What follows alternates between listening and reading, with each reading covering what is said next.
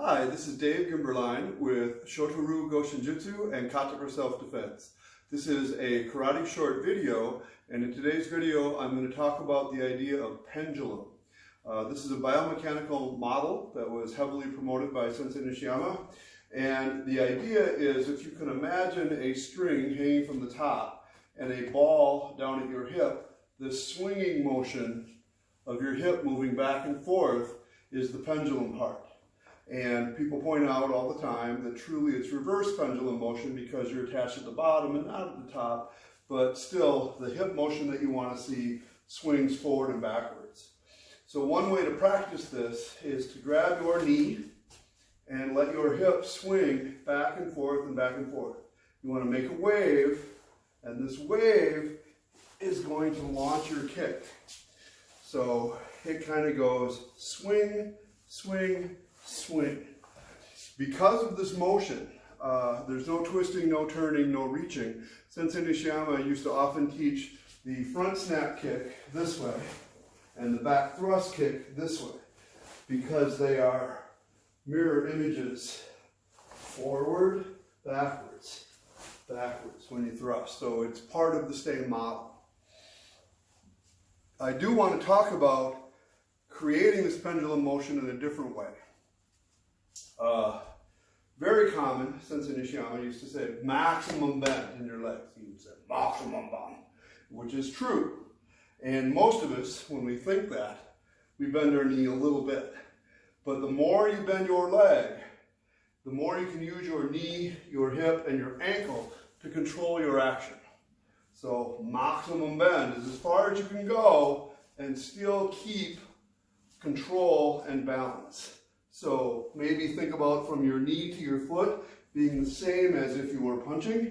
You want to keep that much bend, that much drive. The part that I want to talk about is different, is the pressure in your legs. I'm going to talk about making pendulum using downward pressure.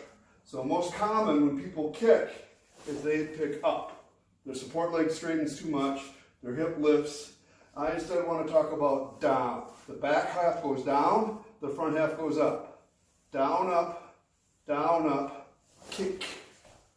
Down, up, kick. So that is allowing your hip to slide in front of your foot and creating pressure so that when you hit something, you're braced into the ground. This also happens in the side snap kick, and this really helped me to understand the side snap because, like most people, I basically stood up and kicked with it and this leg didn't do much of anything. Instead, drop your weight down, think down, up. It also helps if you imagine there's handles on the sides of your hips. You're going to push this one down into the floor. Push this one up so your hip and shoulder get closer together.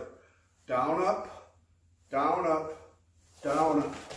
That is your pendulum for your side snap. It's very limited. Try not to go too high or too far. You will risk injury.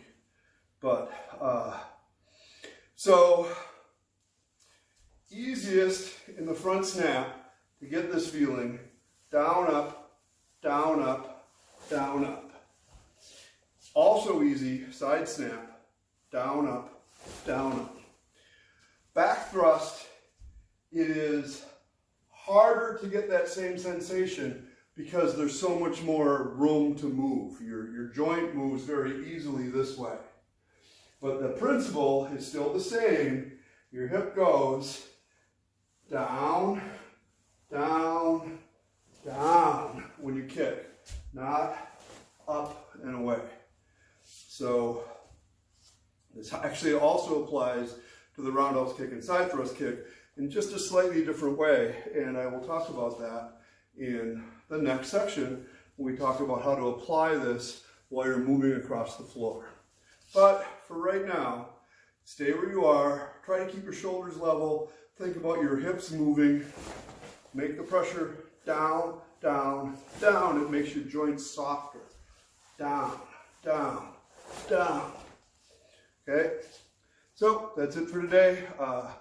Pendulum motion by thinking down into the floor when you move. I hope this helps. Please leave questions or comments below, or you can email me at gimberline@hotmail.com. Please like and subscribe to my videos. Thank you.